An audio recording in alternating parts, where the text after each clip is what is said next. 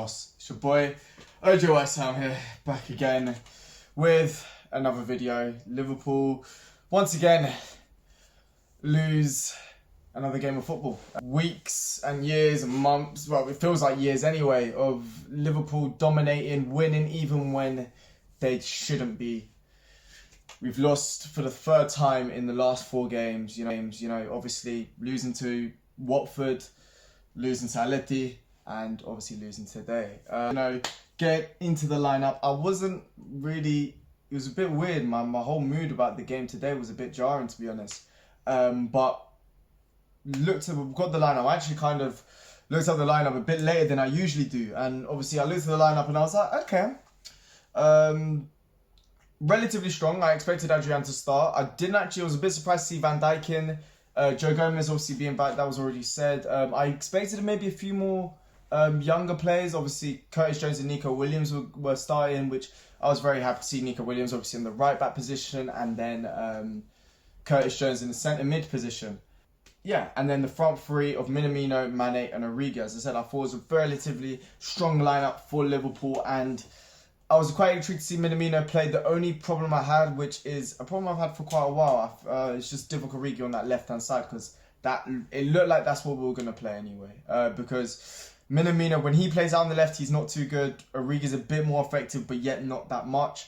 And this is where we need like a Shaqiri, but because the last Divock Origi masterclass was when Shaqiri and Mane were playing out wide and Origi in the middle. But what do I know? We start off, obviously, we had a few chances. I'm not going to lie to you. I was actually relatively confident, especially in the first few minutes. We had quite a few chances. We were quite good on the ball, but the only thing that I did notice, especially in that throughout the first half, really not as much in the second, but in the first half, Pedro did manage to get quite a bit of space and a bit of freedom down that down the left-hand side. Nico Williams was getting quite a lot because he was pushing up very high. And they, were able to create a few chances here and there. But I definitely felt before the goal was scored, Liverpool did have some of the best chances in the game. One of them falling into Sadio Mane, which was a brilliant cross on the left-hand side. I felt, maybe, I don't know about you guys, but I felt like the finish was very complacent. I thought normally Mane is very clinical. He doesn't really scuff shots that much. He kind of goes full out with it.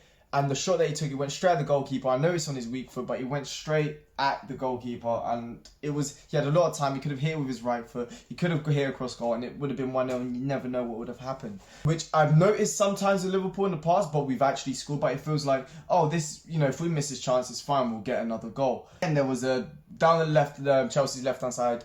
They play it inside into, I believe, Ross Barkley. Ross Barkley then lays it off into Willian. Willian takes a shot, and Adrian pulls off an amazing save. And then I was just watching the stream, BBC One and that. And then next thing you know, they're showing the replay of the save. Brilliant save, absolutely brilliant. Then it cuts straight into, and it shows Willian taking a shot, and then Adrian, after, as I said, making a fantastic save, makes it an absolute blunder. He does a Karius. Best way to describe it. He literally does a Karius against. That's the best way I can describe it, because it was the saving technique was jarring as hell. He could have easily tried to catch it or palm it away, but he kind of like tried to fist. I'm not too sure what he was trying to do. And then as he saved it, it hits the side of his hand and ends up going in. I know it was a powerful shot. There was a few shots that Chelsea had from outside the box.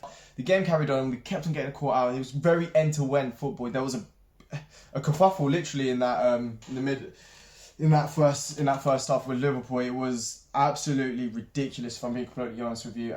A ball gets played out on the right hand side. Nico Williams crosses it into the box. It falls into Minamino. Minamino tries to take a shot, but wasn't able to because the defenders pressured him quite a lot. Then he tries to run onto it, get a shot, wasn't able to.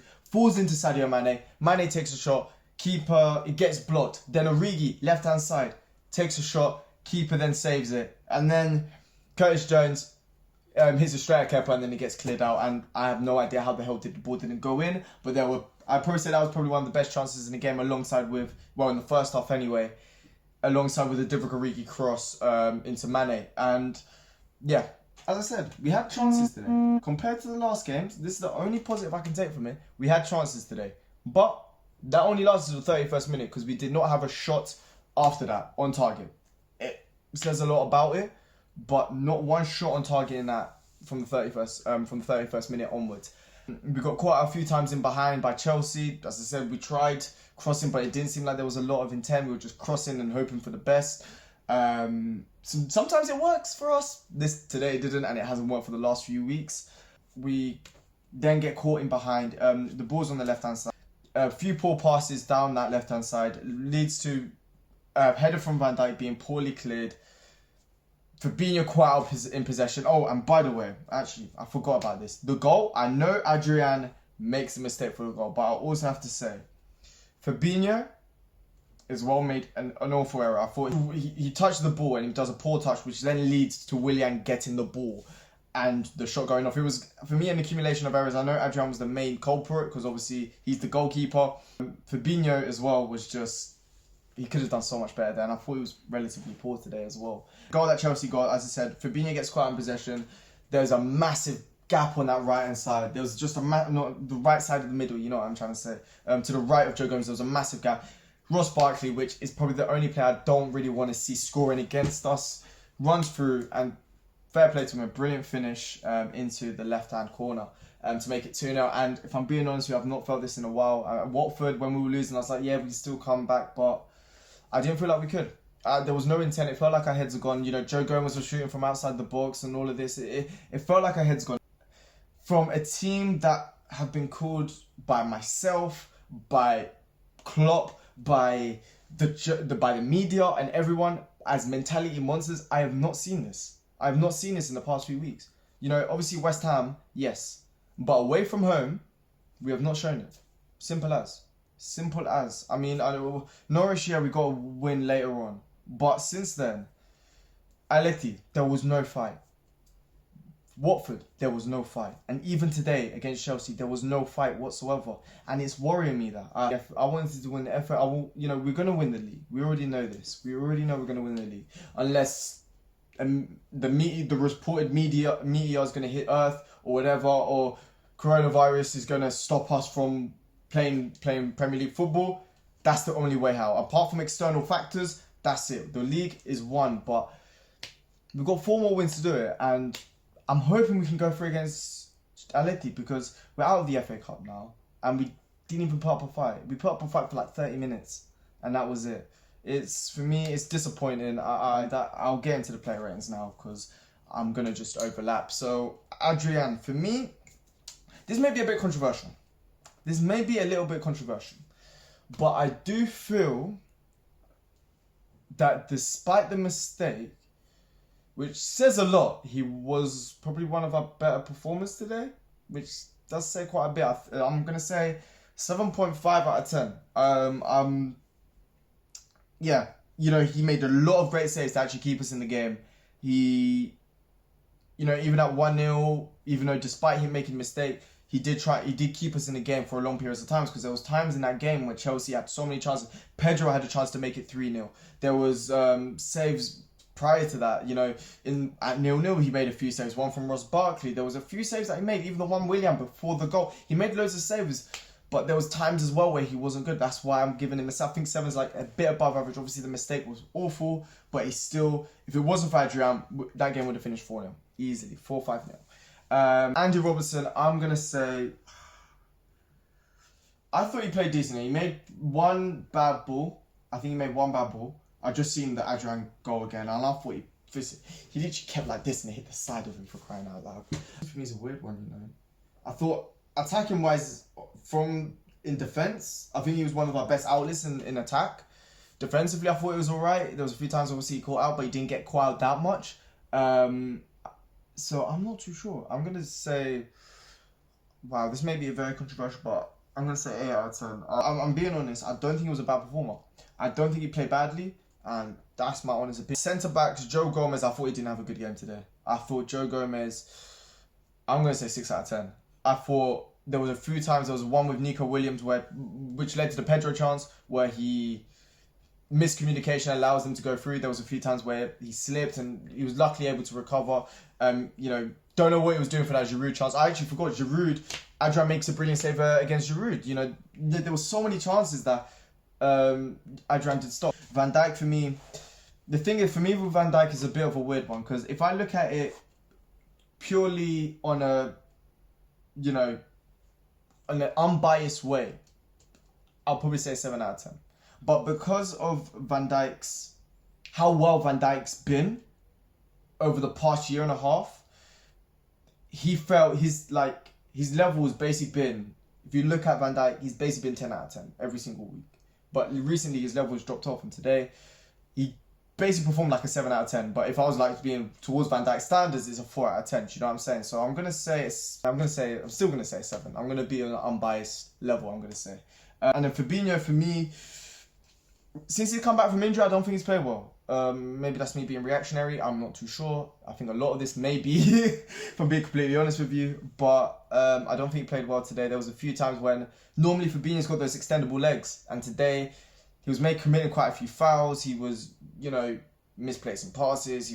Sometimes he looked good, and then sometimes he wasn't looking good. He was at fault for the goal as well. So I'm gonna say, for me, I'm gonna say 5.5 out of 10. I'm gonna say that. Curtis Jones, I thought today he was a bit flashy at times, but it was flash, but there was no end product to the flash, if you get what I mean. I thought he played well. He was probably one of the better performers today, so I'm probably going to give him 8 out of 10, but I do feel like I want to see a bit more end product with him. I don't want to be as harsh, but with him, because obviously he's quite young. I'll get into Nico Williams now, because I don't know whether, because I know he plays a similar role to Trent. I understand that, but I feel he pushed up a bit too high.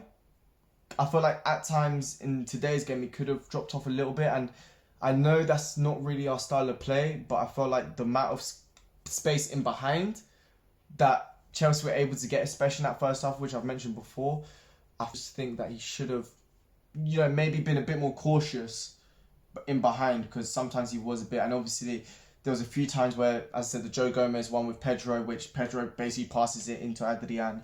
But I feel like he could have been a bit better in that, you know, with communication and stuff like that. There was a few times as well his crossing wasn't as good as it normally is, but you know, was part of one of the best chances that we had. I'm gonna say 6 out of 10. I do rate the guy. I do rate Nico. I think he's gonna be the next Trent. Fingers crossed. But today he did not have a good game. Lallana, I thought he played all right. You know, I know. I didn't want him to start. I think maybe Milner should have started ahead of him. But yeah, I do think he could have played a bit better. No, I'm going to say 7 out of 10. I thought he was alright. Minamino, I thought he was very good in the first half. I'm going to give him, could have scored, laid off some brilliant passes for Mane, was good into play and all of that. So I'm going to say for Minamino, I'm actually going to say another 7 out of 10. I thought he played pretty decently today. Mane, people may hate me for this. I'm not too sure. I might get a bit of hate. But I thought Mane today actually underperformed quite a lot. I'm going to give him a 6 out of 10. I thought sometimes his passing was off, his touches were off, he was giving the ball away a lot. And for his standards as well, you know, we do expect a bit more. So I'm going to say 6 out of 10 for Mane. And Origi, I'm going to give him a 5.5 out of 10 as well. I don't think he played well whatsoever. I don't want to see him on that left-hand side, if I'm being completely honest with you. He was poor for me. Before I get into the subs, Klopp, you ain't going to be watching this video, but I'm just saying this to you. You should have made the subs earlier. At 1-0, 60th minute, 60th minute, even when it's 2-0, should be bringing on Salah, Firmino, and all these man much more earlier, because you can't really make that much of an impact at 2-0. I'm not going to lie to you. You might as well not bring them on at that point. And that's my opinion about that. You know, put Salah on the bench. I feel like you should have brought him on. With Salah and Firmino, I'm going to put as non-applicable. So really the bench, really, because we basically brought on the players way too late. So I'm just going to say it's non-applicable, man. Honestly, there wasn't really much Firmino had one header that went wide, but apart from that, there wasn't really much to it. The treble's not on anymore. The double is, fingers crossed, I don't see it happening. I think we're going to get knocked out by Aleti, if I'm being completely honest with you. We'll report today, Liverpool lose another game. Bournemouth next at home, returning back to Anfield. Hopefully that will give us a little bit of a boost before Atletico Madrid. But it is the end of the video. If you guys did like this video, please make sure to smash that like button. Also subscribe if you guys are new to the channel. We're trying to hit 500 subscribers, and it will mean the world to me if we do manage to hit that. But yeah, it is the end of the video. Don't know what the hell's happening to Liverpool, but it's your boy Joe West Ham here.